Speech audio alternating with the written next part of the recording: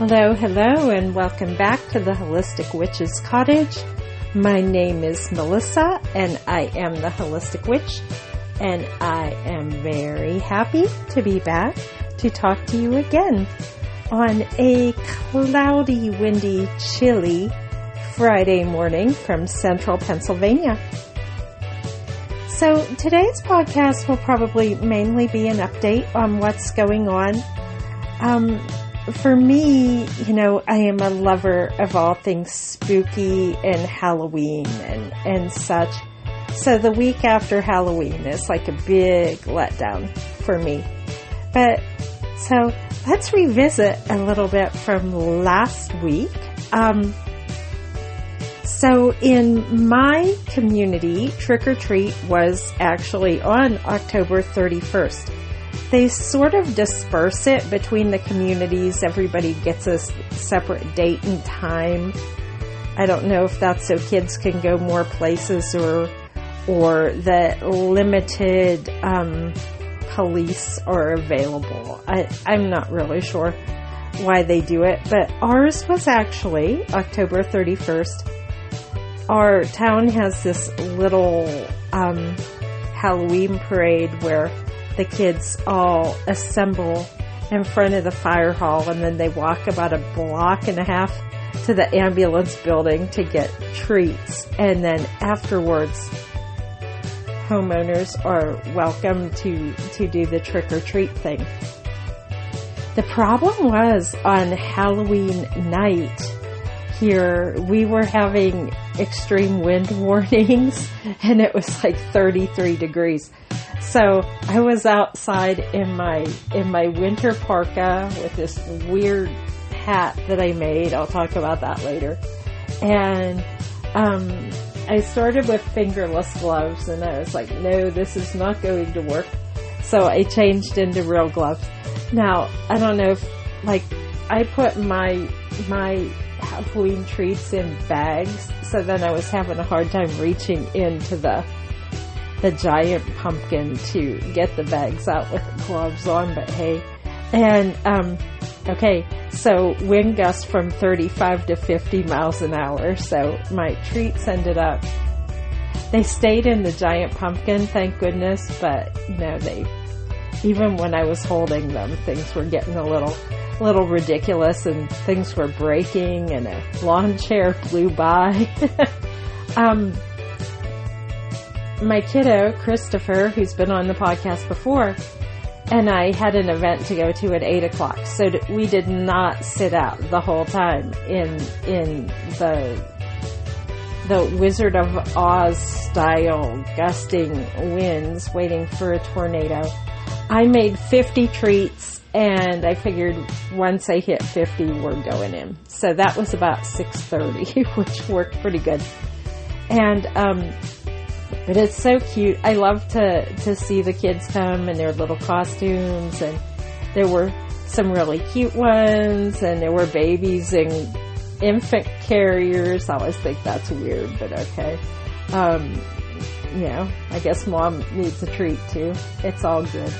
So that was Trick or Treat at the cottage. And then Christopher and I had a paranormal event to attend. We were not involved in this one. We were just spectators. And that was kind of cool. I talked a little bit about this on my Facebook page. The presenter calls himself a skeptic, which is fine, but he was calling other people in the community frauds, and I wasn't okay with that. We all know in any business, in any organization, including the magical ones, that there are some people out there that may not be legit. But to call everyone with spiritual gifts a fraud, I wasn't crazy about that. And honestly, I'm not sure if I'll go see another one of his presentations after that. I'm not sure. He looked at me when he said it, so I'm not sure if that was directed at me or that's just where his gaze went, so I won't accuse him of anything, but I just wasn't cool with that. Like when I do stuff, I don't call out other people. I guess I'm calling them out a little bit right now, but it's not cool to do that. If he doesn't believe in what other people do, that's fine, but don't. And he uses a lot of profanity too. So he was like swearing and calling other practitioners names, and I just wasn't exactly cool with that. So, but we did see and hear, well, mostly hear, I don't know the names of all the devices he has. He has a spirit box, and he has the mag lights and some bells and things. He did reach out to do a mini investigation, and the bell did ring, and the lights did flash, and some things like that. So that was cool. I've also done things at the same location and gotten a lot of spirit activity there, and it's not too far from home, and we know that there's a lot of spirit activity in this community. So that was cool. So the day after Halloween for me is always like a tremendous letdown. We finished up some other, little choresies around the cottage, but my husband never carved the giant jack-o'-lantern. So I'm like, what are you going to do with this guy? And he opened it up and he said, I'm not sure this is a jack-o'-lantern. I think this is more like a pie pumpkin because the inside of the filling was really thick. So he cut it and carved it. He did all the work on that, and it took us out because it was huge. It was huge. I don't know how much it weighed beforehand. I would be curious, but I don't know. And we carved and cut, and he scraped out all the seeds, and we roasted the seeds and prepared all the pumpkin segments for roasting. So I ended up with 36 cups of pumpkin filling in my freezer. I snatched one bag right at the beginning and made one of the most delicious roasted pumpkin soups I think I've ever produced in this kitchen, with ginger and cardamom. It was awesome, and a little cream. Awesome. Still finishing. I think there's a tiny bit of that guy left. I might have to do another one this week. So there was that. I'm trying to think if there was anything else cool that happened. Like I've said a couple times, the week after Halloween for me is like a big disappointment. So I took down some decorations. I put up some new stuff. I've been crocheting. I'm kind of intrigued by, I saw these Granny Square trucker caps on Etsy. I'm going to adjust my mic just a tiny bit. And I was intrigued with that idea, so I ordered some cheap caps off of Amazon. So I've been playing around with those. I'm not sure that I will sell any. They'll probably just get donated to charities like most of the other stuff that I do. But I've been playing with color magic on trucker caps. And I also picked up some like $1 little knitted ski caps from our dollar store, because I am going to be involved in a fun run. I'm not running. I'm involved with the organizers. I'm on a committee with the organizers. So we're wearing these bright gold t-shirt. Well, they're long sleeve shirts, and it's going to be cold probably, so I don't even know if anyone will see them for winter coats and stuff. But they have these big, colorful turkeys on them. So I took a knitted ski cap and made a granny square to match the turkey shirt. So that's what I wore for Halloween. I wore the weird turkey cap. And so I've been playing around with those and making some little crochet turkeys and stuff, because crochet is my preferred therapy. I also cleaned out my closet, which was full of a bunch of crochet stuff that I didn't move along during the summer. So trying to make more room, I found a charity that would take them, and those are going to be distributed to children through a Christmas charity. So I feel good about that, and also involved in a few food drives and food distribution charities right now too. So on a previous podcast, I talked a little bit about the scare with SNAP benefits not being available in some states, and that did happen. And I keep reading that, there's been some governmental intervention on that in some areas. So I hope that those problems are fixed soon. But in the meantime, if you made a blessing box to attract food to your own home, or attract food for others, or attract food at a charity organization like I have, sending positive vibes out to that together the magical community can make a difference in food insecurity. And what else is happening at the cottage? It's cold, it's windy, the forecast predicts snow for Sunday. So there may be some snowy weather at the cottage.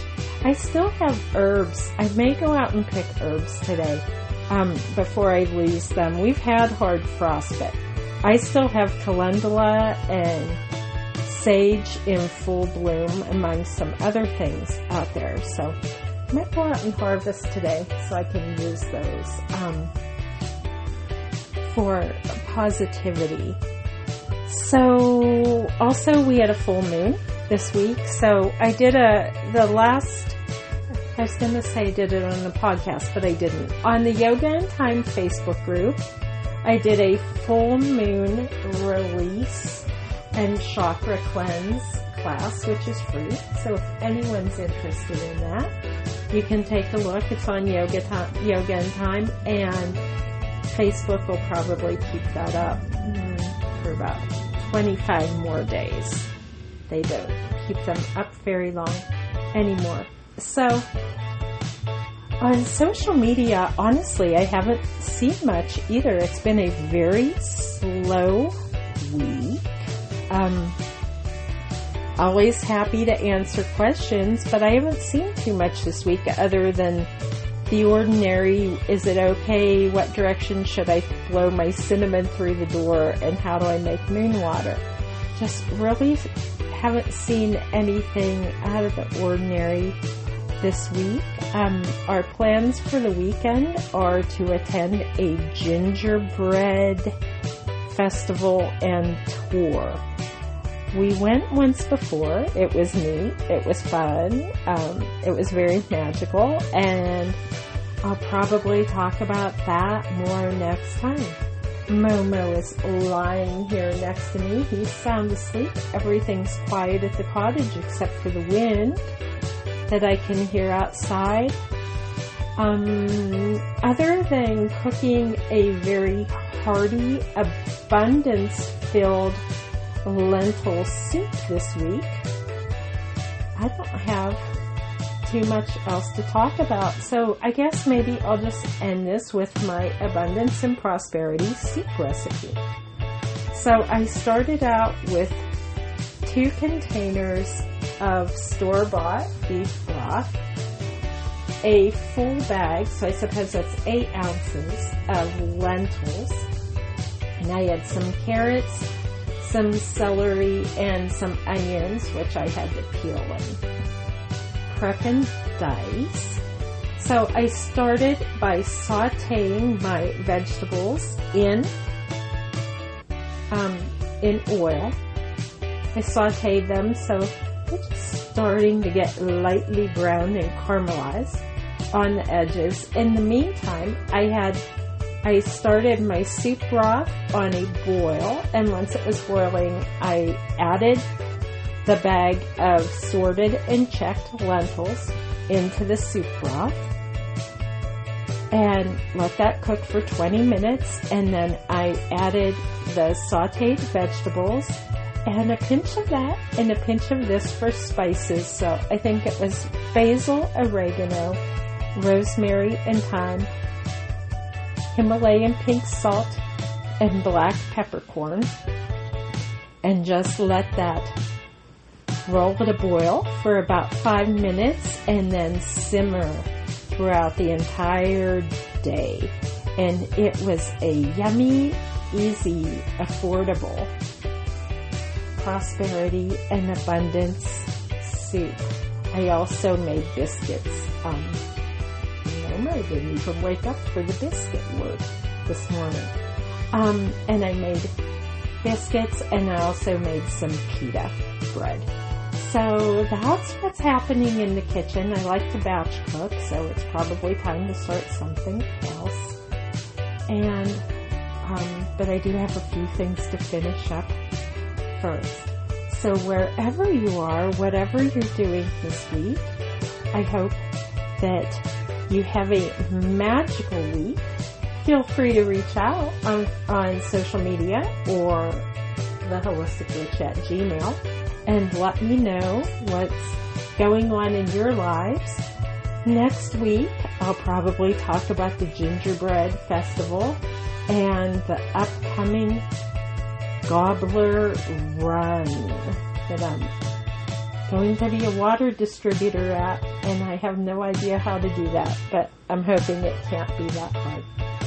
So, wishing you love and light until next time. Bye-bye.